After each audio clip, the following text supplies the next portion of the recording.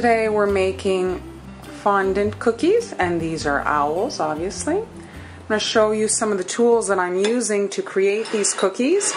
I've got my cookie cutter, my owl cookie cutter. All the product links are underneath this video in the description. A small rolling pin. You don't need a big rolling pin when making cookies. I like to work with a small rolling pin since we're working in a smaller size than a cake.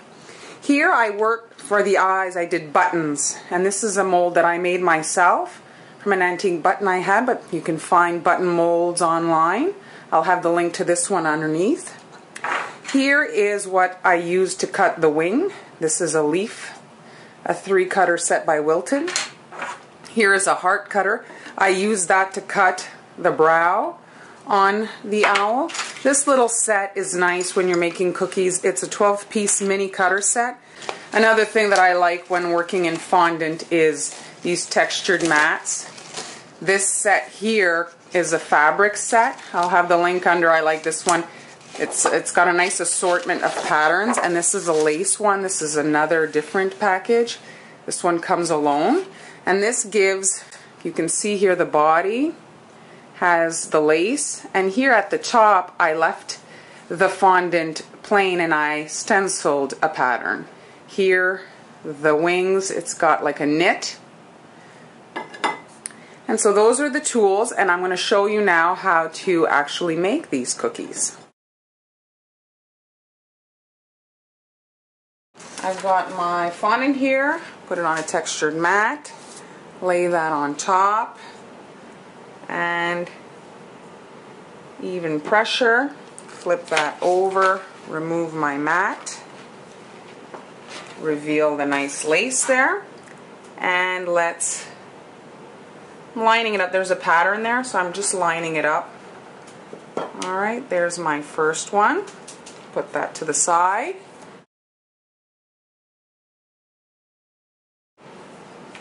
Got my 3 owls here. I'm stacking them up to cut them. There we go.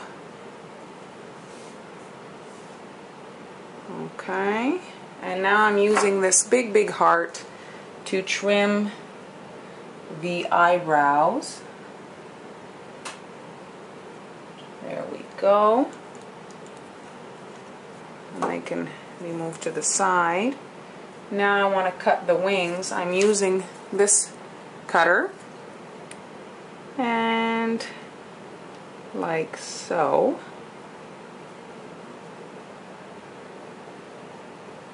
And you can flip it over the whole pile just so you can use the cutter again on the other side,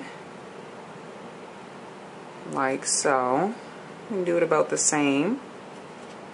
There we go. Okay, now let's flip it over. Let's split them up, reassemble.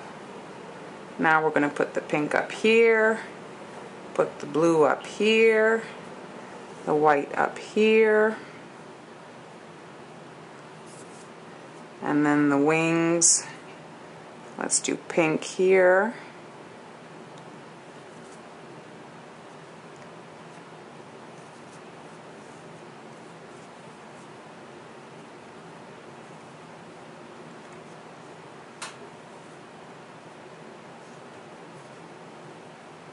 And there we go.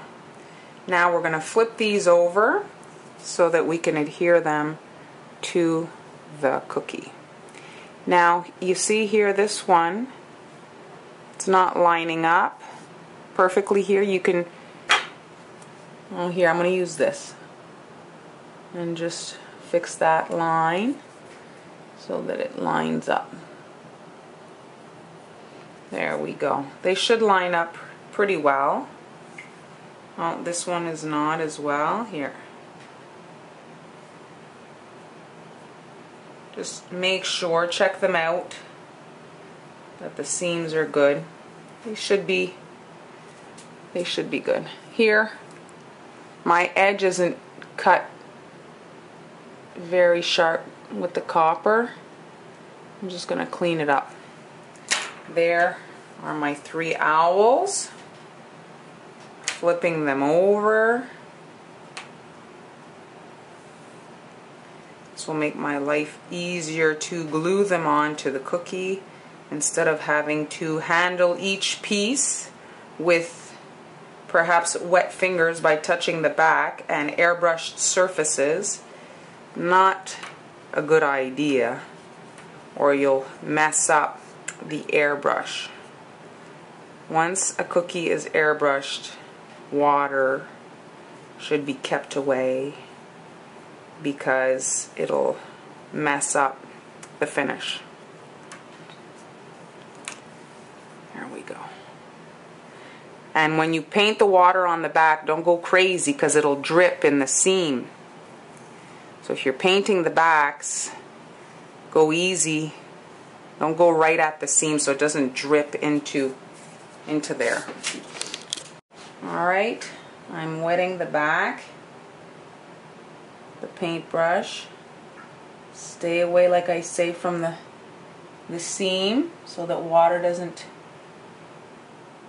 So what the water does is it activates the sugar, makes the fondant tacky, and then you could adhere that to the cookie. Now take your cookie upside down, and we're going to position ourselves on the fondant.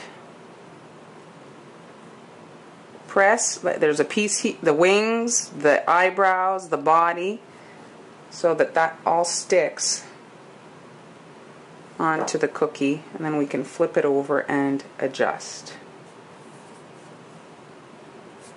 There we go, and you can rub it on. Now I'm going to roll the beak. I'm rolling it there, and since these cutters are very small, what you do is you can dip it in the cornstarch just to make sure that it doesn't stick and that your little thing pops out, or else you're going to be fighting with it. There we go. You see I didn't dip it there?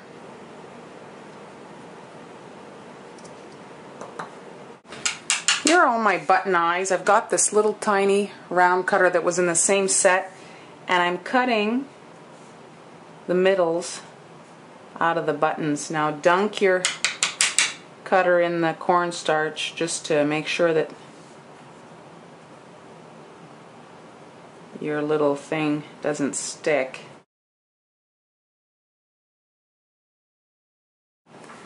Alright, so I've got my little centers painted, and we're popping them back in to the button.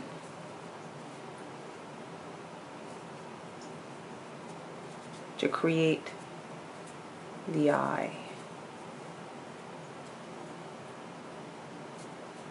For this one here, I'm opting for some all black buttons since my owl is white, and I'm just placing my little beak.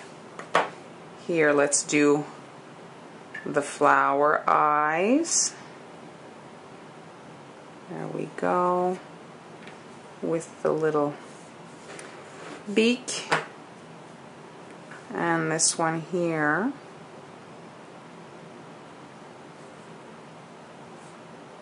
Let's switch them over. These are smaller, and so they won't touch the white.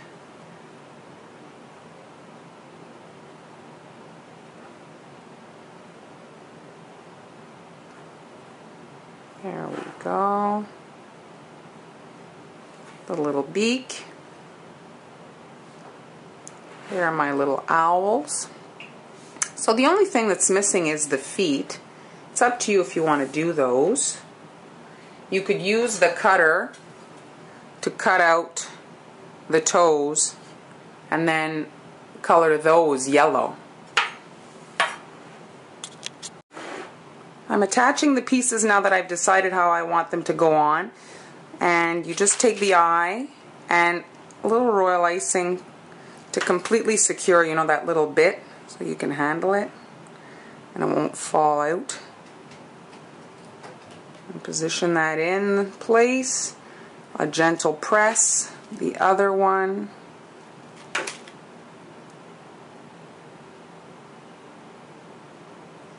And the beak. I like the size of the beak. And this guy here,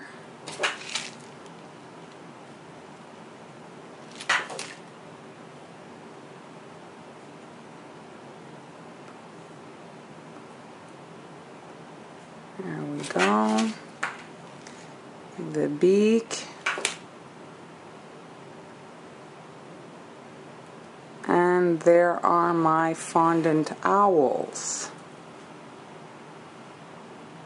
You see, everything is flat. All you have are the eyes and the beak. You don't have a layer for the body, a layer for the brow, a layer for the wing. It's flat, less fondant, less waste, less cost.